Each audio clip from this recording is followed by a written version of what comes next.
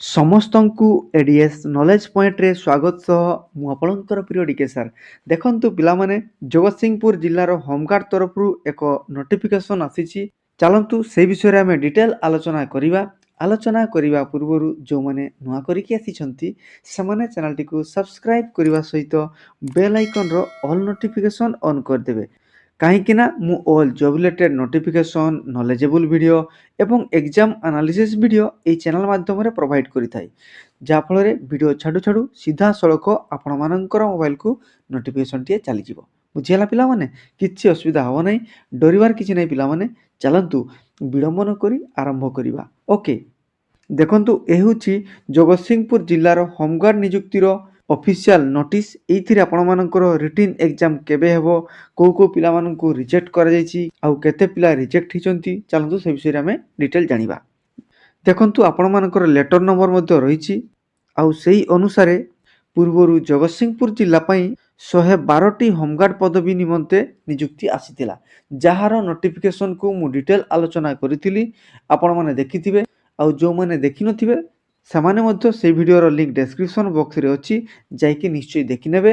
କାହିଁକିନା ୟା ପରେ ଆପଣମାନଙ୍କର ଜଗତସିଂହପୁର ଜିଲ୍ଲା ହୋମଗାର୍ଡର ରିଟିନ୍ ଏକ୍ଜାମ୍ ହେବ। ବୁଝିଗଲେ ପିଲାମାନେ?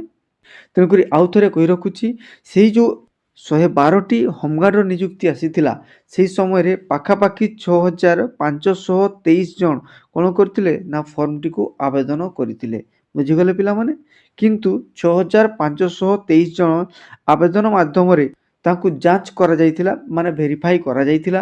ଭେରିଫାଇ କଲା ପରେ ତାଙ୍କର 1037 ଜଣଙ୍କର କ'ଣ ବାହାରିଲା ନା ତ୍ରୁଟି ବାହାରିଲା। କେଉଁ ତ୍ରୁଟି ଆସିଲା? ଯେମିତିକା ଅପର୍ଯ୍ୟାପ୍ତ ବୟସ, ଆଉ ଚରିତ୍ର ପ୍ରମାଣପତ୍ର, ଆଉ ଆବେଦନକାରୀଙ୍କର ସିଗ୍ନେଚର ନଥିବା, ରେସିଡେଣ୍ଟ ସାର୍ଟିଫିକେଟ୍ ନଥିବା, ତଥା ବୟସଗତ ପ୍ରମାଣପତ୍ର ବା ଅନ୍ୟାନ୍ୟ ଯେଉଁ ଡକୁମେଣ୍ଟସ୍ ଦେବା କଥା ସେଇ ଡକୁମେଣ୍ଟସ୍ ଦେଇନାହାନ୍ତି। ତେଣୁକରି ତାଙ୍କର ଫର୍ମକୁ ରିଜେକ୍ଟ କରାଯାଇଥିଲା। ବୁଝିହେଲା ପିଲାମାନେ?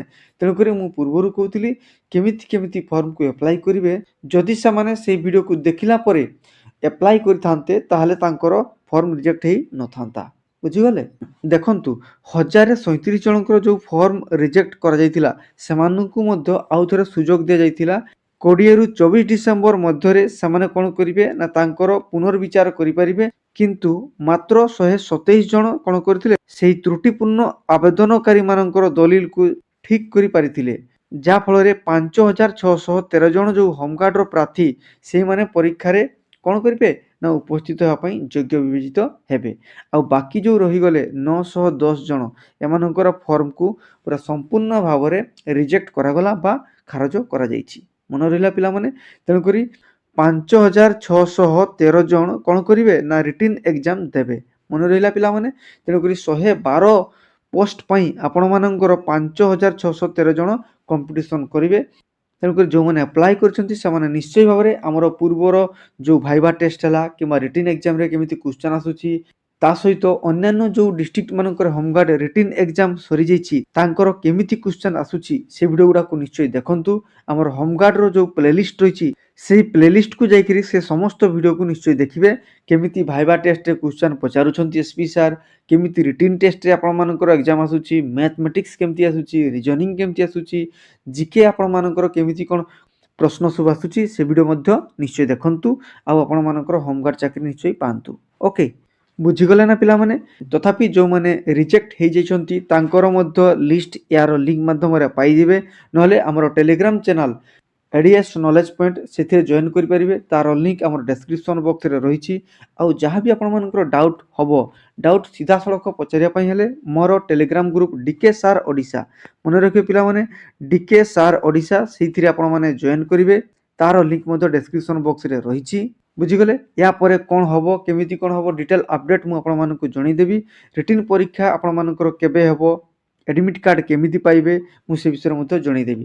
କିନ୍ତୁ ମନେ ରଖନ୍ତୁ, ଏଡମିଟ୍ କାର୍ଡ଼ଟି ଆପଣମାନଙ୍କର ନିଜ ନିକଟସ୍ଥ ଥାନା ବା ଆପଣ ଯେଉଁ ଥାନା ଅଣ୍ଡରରେ ରହୁଛନ୍ତି ସେଇ ଥାନାରୁ ଆପଣମାନଙ୍କର କୌଣସି ଅରିଜିନାଲ୍ ଡକୁମେଣ୍ଟ ଦେଖିକି ଏଡମିଟ୍ କାର୍ଡ଼କୁ କଲେକ୍ସନ୍ କରିପାରିବେ। କେବେ କରିବେ, କେବେ ରିଟିନ୍ ଏକ୍ଜାମ୍ ହେବ, କେବେ ଭାଇଭା ହେବ, ଫିଜିକାଲରେ କ'ଣ ଇଭେଣ୍ଟ ରହିବ, କେବେ ହେବ, ମୁଁ ଆପଣମାନଙ୍କୁ ଡିଟେଲ୍ ଜଣାଇଦେବି। ସେତିକି ପର୍ଯ୍ୟନ୍ତ ଏହି ଚ୍ୟାନେଲ୍ ସହିତ ଯୋଡ଼ି ହେଇକି ରହିଥାନ୍ତୁ। ନୂଆ କରିକି ଆସିଥିଲେ ଚ୍ୟାନେଲ୍ଟିକୁ ସବସ୍କ୍ରାଇବ୍ କରିବେ, ତା ସହିତ ଭିଡ଼ିଓକୁ ଲାଇକ୍ କରିବେ, ସାଙ୍ଗମାନଙ୍କ ନିକଟକୁ ସେୟାର କରିବେ, ମତାମତ ଦେବାକୁ ଜମା ଭୁଲିବେନି। ଧନ୍ୟବାଦ।